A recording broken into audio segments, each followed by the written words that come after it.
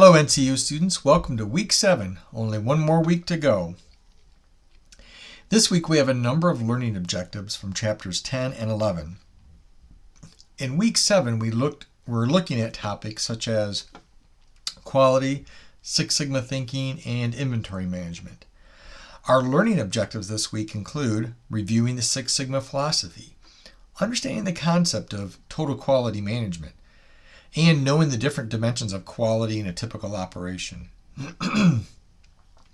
Explaining the various purposes of keeping inventory is another learning objective, along with understanding the inventory models between, the differences between fixed order quantity and the fixed time period inventory models.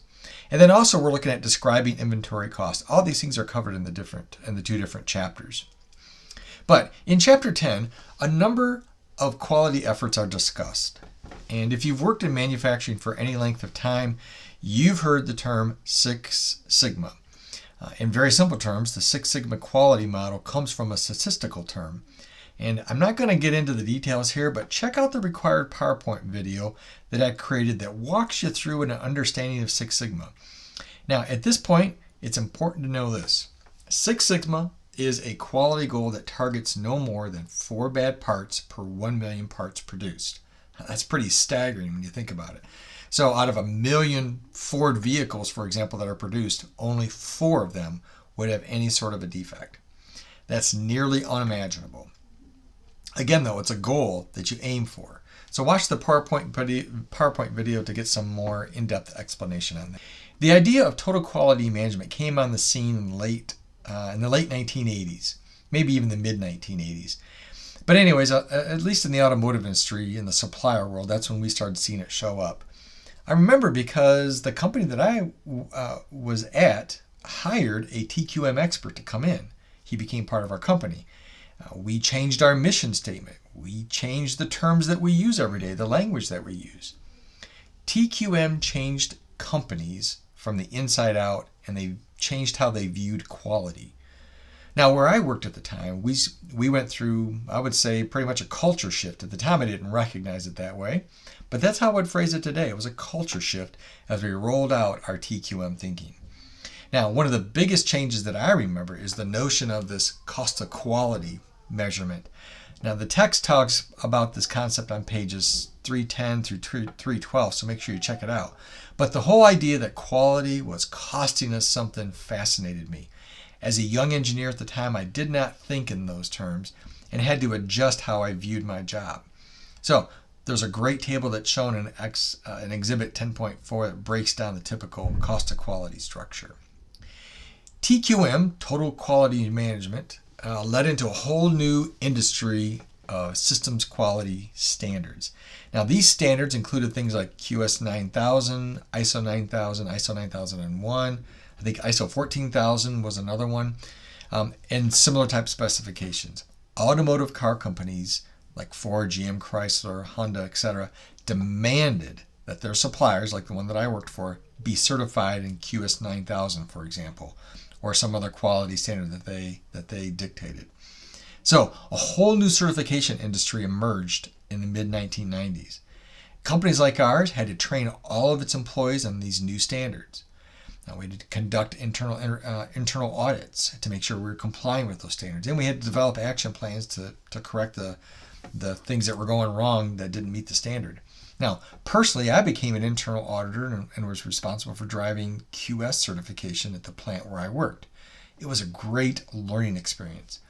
But more than anything, I observed people taking quality seriously and working to do a much better job. QS certification for us, at least our plant, was very important. Like I said, the car companies told all of its suppliers that we're not sourcing business to you unless you're QS certified. So we were significantly motivated. The progression of TQM, Six Sigma, ISO standards, and that sort of thing all drove quality improvements across the United States over the last 30 plus years.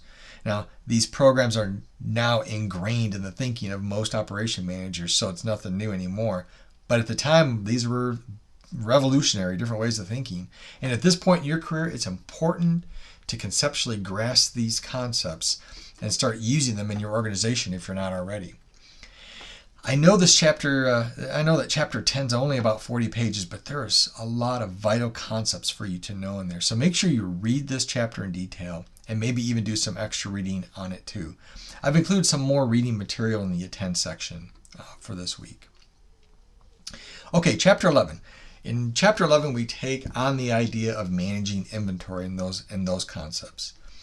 A good but basic definition of inventory, at least from this chapter, is it's stock of any item or resource used in an organization.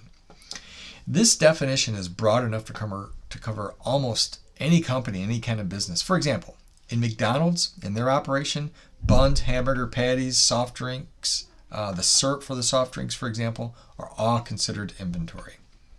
In the staffing and placement world where I work, I would consider employees as our inventory. Now, that in no way diminishes their stature as a human being who is loved and created by God. But when our primary service, because our primary service is putting people to work in meaningful jobs, they're our inventory. So our process manages people. People are our inventory. It's what we move through our system.